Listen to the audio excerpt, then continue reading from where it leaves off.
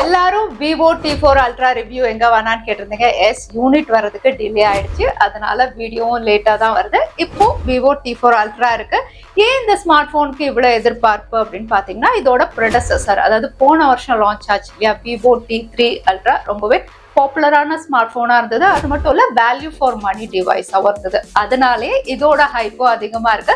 So அந்த smart phone அளவுக்கு இங்க எதிர்பார்ப்பு ஃபுல்ஃபில் பண்ணுதா அப்படின்னு கேட்டீங்கன்னா, ரெண்டு பெரிய அப்கிரேட் கொண்டு வந்திருக்காங்க. ஒன்னு சிப்செட்ல ஒரு பவர்ஃபுல் புது ப்ராசஸரோட இந்த ஸ்மார்ட் போன் கொண்டு வந்திருக்காங்க. அதோட கேமரால எல்லாரும் கேட்டிருந்தோம் இல்லையா, பெரிஸ்கோப் லென்ஸும் இந்த வாட்டி இருக்கு. ஸோ இந்த அப்கிரேட் எல்லாம் எப்படி இருக்கு அப்படின்னு தெரிஞ்சுக்கிறதுக்கு முன்னாடி அன்பாக்சிங் பார்த்துடலாம். அதோட சேனலுக்கு ஃபர்ஸ்ட் டைம் வந்திருக்கீங்கன்னா, என் பேரு பானா, இது டெக்னிக்கல் சென்னை. ஸோ பாக்ஸ் மற்ற சீரீஸ் டி எப்படி இருக்குமோ அதே மாதிரி ஒயிட் பாக்ஸ் தான். சார் வேல்யூ பரவாயில்ல, 1க்கு கீழே இருக்கு. Head 0.994 watt per kg, body 0.998 watt per kg. பாக்ஸ்ல ஸ்மார்ட் போன், அதோட தேவையான எல்லாமே இருக்கு. Transparent TPU case, documentation, SIM ejector tool, type A to type C cable, 90 watt adapter. So first நம்மளுடைய ஃபேவரட் என்ன, கேமரா. ஏன்னா புதுசா பெரிஸ்கோப் லென்ஸ் இன்க்ளூட் பண்ணிருக்காங்க. அவுட்புட் எப்படி இருக்குன்னு பார்க்கணும். அதுக்கு முன்னாடி 50 மெகா பிக்சலுக்கு மெயின் சென்சார், சோனி சென்சார் கொடுத்திருக்காங்க.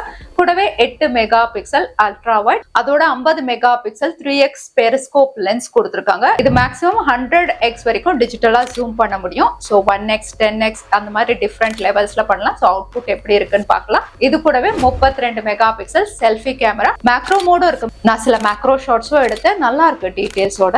நார்மல் போட்டோஸ் 1x வந்து 10x வரைக்கும் நீங்க எடுக்கலாம். டீடைல்ஸ் நல்லா இருக்கு. கலர்ஸுமே நல்லாவே மெயின்டைன் பண்ணுது.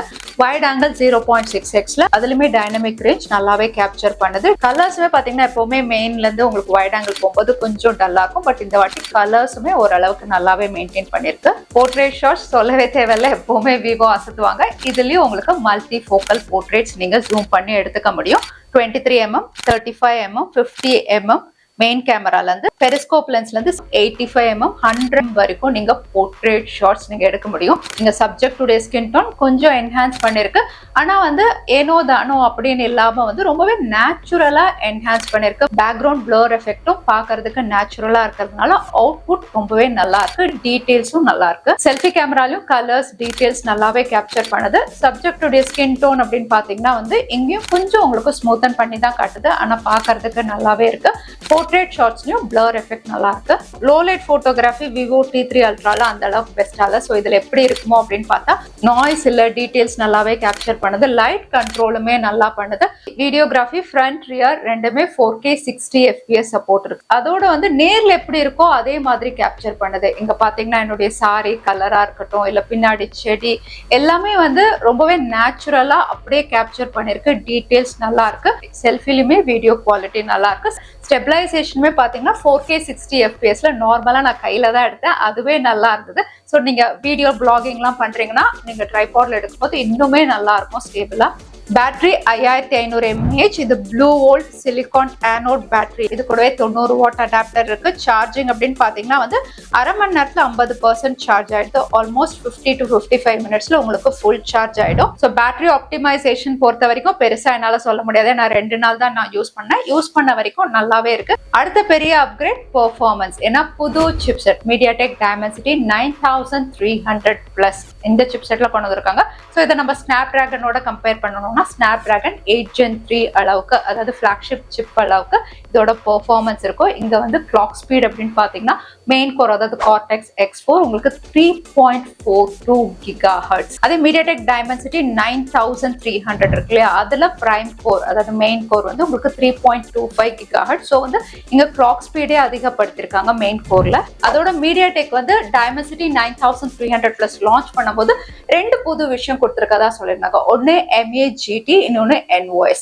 MAGT அப்படின்னு சொல்லும்போது MediaTek உடைய அடாப்டிவ் கேமிங் டெக்னாலஜி. இது என்ன பண்ணும் அப்படின்னு பாத்தீங்கன்னா வந்து பிளே ஸ்டோர்ல நிறைய புது புது கேம்ஸ் இருக்கு. ஏற்கனவே வந்து ஹை கிராஃபிக் கேம்ஸ் இருக்கு இல்லையா, அதெல்லாம் வந்து ஈஸியா அடாப்ட் பண்ணி இந்த சிப் வந்து உங்களுக்கு ஸ்மூத் கேம் பிளே கொடுக்கும்.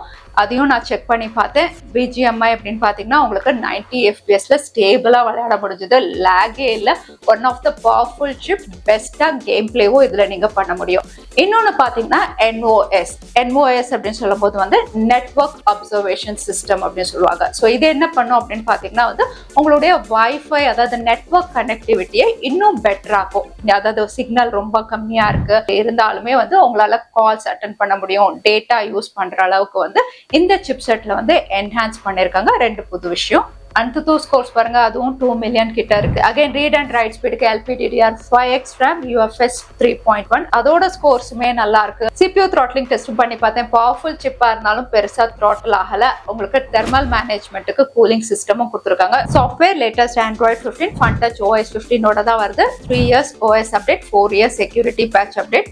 அகைன் FunTouch OSல இருக்கிற தேவையில்லாத ஆப்ஸ் இதுலயும் இருக்கு, அன்இன்ஸ்டால் நீங்க பண்ணிக்கலாம். Network Jio sim card use பண்ண, கால் குவாலிட்டி நல்லா இருக்கு. அகைன் விவோ டயலர், அதனால எதிராளுக்கு அனௌன்ஸ்மெண்ட் போகாம தாராளமா நீங்க கால் ரெக்கார்டிங்கும் பண்ணிக்க முடியும். 5G பேண்ட்ஸும் தாராளமா இருக்கு. 5G பிளஸும் ஸ்டேபிளா இருக்கு. நீங்க 4G யூஸ் பண்ணுவீங்க அப்படின்னா 4G கேரியர் அக்ரிகேஷன் சப்போர்ட் இருக்கு, NFC சப்போர்ட்டும் இருக்கு. ஸோ விவோ T4 அல்ட்ரா, இது ஃபீனிக்ஸ் கோல்ட் கலர். இங்க பேட்டர்ன் அப்படின்னு பாத்தீங்கன்னா வந்து பறவைகளுடைய ரெக், அதாவது ஃபெதர்ஸ் பேட்டர்னோட இங்க பின்பக்கம் கொண்டு வந்திருக்காங்க.